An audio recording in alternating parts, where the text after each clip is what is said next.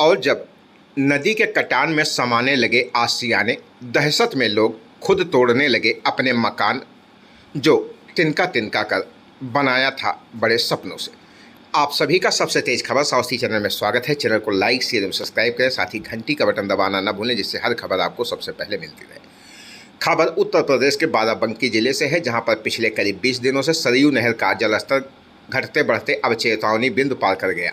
नेपाल से लगभग 2.5 लाख क्यूसेक पानी डिस्चार्ज के बाद नदी अब खतरे के निशान की ओर बढ़ रही है। जल स्तर को देखते हुए जहां एक तरफ तराई के सैकड़ों गांवों में डर का माहौल है, वहीं दूसरी तरफ प्रशासन ने गांवों के लोगों को अलर्ट जारी कर दिया है। नदी की कटान में लोगों के घर और खेती की जमीन समा रही है। ऐसे में नदी के किनारे बसे गांव के तमाम लोग पलायन कर चुके हैं। जो बचे हैं वो भी अपना सामान समेटने में लगे हैं। हालांकि कटान को रोकने के लिए बाढ़ विभाग हर संभव उपाय करने के दावे कर रहा है, लेकिन फिर भी लोगों को किसी तरह की राहत मिलती दिख नहीं रही है। बाराबंकी जिले में सरयू नदी का जल स्तर एल्गिन ब्रिज पर चेतावनी बिंदु 105.070 मीटर को पार कर चुका है। वहीं दूसरी तरफ सरयू नदी की कटान जारी है। अब तक तलवारी गांव के लगभग 6 मकान नदी की धारा में समा चुके हैं। इन घरों में रहने वाले लोग गांव छोड़कर सुरक्षित स्थान के लिए पलायन कर गए हैं, जबकि कई घर के कटान के मुहाने पर पहुंच चुके हैं, जिसके चलते लोग खुद अपने घरों को तोड़ने पर मजबूर हैं। इसके अलावा नदी की धारा में कृषि योग्य भूमि भी समाहित हो रही है। ऐसे में बाढ़ पीड़ितों को दिक्कतों का सामना करना पड़ रहा है। बता दें कि जिले की रामनगर, सिरौली, गोसपुर और रामसनेही घाट तहसील क्षेत्र के लगभग 150 गाँव हर साल सरयू नदी की बाढ़ से प्रभावित होते हैं।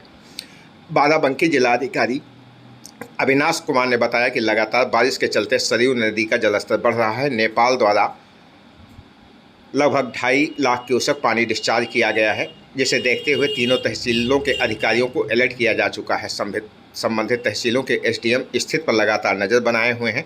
तहसील प्रशासन नाव की व्यवस्था करने के साथ ही सभी बाढ़ चौकियों पर नज़र बनाए हुए है। जिलाधिकारी अविनाश कुमार ने बताया कि जो भी जरूरी व्यवस्थाएं हैं वो हम लोग करवा रहे हैं। राजस्व कर्मचारियों की ड्यूटी तटबंध पर लगाई गई है। कटान वाली जगहों पर काम कराया जा रहा है। इसके अलावा लोगों को सुरक्षित स्थानों पर भी पहुंचाया जा रहा है। जिलाधिकारी ने बताया कि जिन भी लोगों के घर कटान में गिरे हैं उन्हें आवश्यक मुआवजा देने के साथ साथ मुख्यमंत्री आवास योजना का लाभ भी दिलाया जाएगा। हालांकि जो भी हो, लेकिन अब लोग अपने घर अपने हाथों से तोड़ने को मजबूर हैं। हाँ सर,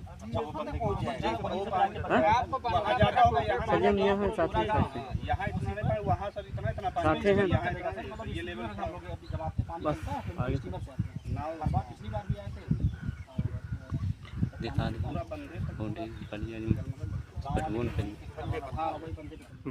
घाघरा सरयू नदी का जलस्तर बढ़ रहा है, क्या स्टेटस सर वाटर लेवल का और क्या तैयारियां हैं, बताओ।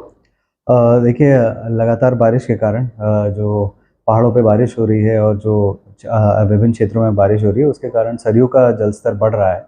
कल भी काफ़ी लगभग 2.5 लाख क्यूसेक डिस्चार्ज किया गया है।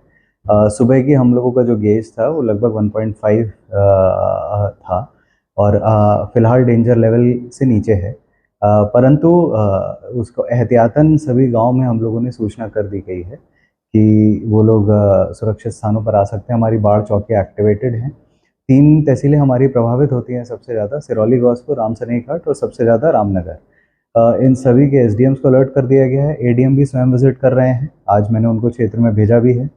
जो हम लोगों के नेसेसरी टेंडर्स होने थे बाढ़ में राहत सामग्री वगैरह के, वो सब पूर्ण कराए जा चुके हैं। वर्क ऑर्डर्स इशू कर दिए गए हैं। नाव और नाविकों की सूची बनाकर उन पर कॉलिंग करके वेरीफाई कर रहे हैं और प्रयास हम लोगों का यही रहेगा कि जो भी हर साल, क्योंकि यहाँ पे बाढ़ प्रभावित क्षेत्र में बाढ़ आती है, तो जो भी आवश्यक व्यवस्थाएं करनी होती हैं उनको हम समय अंतर्गत पूर्ण करा लेंगे। कुछ बाढ़ खंड के कुछ कार्य भी चल रहे थे जो भी पूर्ण हो चुके हैं और कुछ जगह पर इमरजेंसी के तहत जहाँ कटान हो रहा था वहाँ पर भी हमने कुछ अतिरिक्त कार्य कराने शुरू कर दिए हैं, जिससे डिपोजिशन हो रहा है। और तेलवारी करके एक गांव था जहाँ पे थोड़ा कटान होने की ज़्यादा सूचना थी, वहाँ पे लोगों को सुरक्षित स्थान पर जाने के लिए हम लोगों ने कह भी दिया है और प्रयास भी कर रहे हैं, लगातार कन्विंस कर रहे हैं कि वो सुरक्षित क्षेत्रों में पहुँचें और जो भी उनका नुकसान होगा उनको राहत के माध्यम से भुगतान की कार्रवाई भी सुनिश्चित की जाएगी। तो आप घर भी हैं ऐसे जो नदी में समा गए हैं कटान में, तो उनको सुरक्षित जगह ले जाएंगे और क्या उनको वैसे मुआवजा तय करना? मुआवजा उनका जो राहत के जो शासनादेश है उसके तहत जो भी आवश्यक मुआवजा है वो भी दिया जाएगा। साथ ही साथ जो मुख्यमंत्री आवास योजना से भी इन लोगों को आच्छादित किया जाएगा।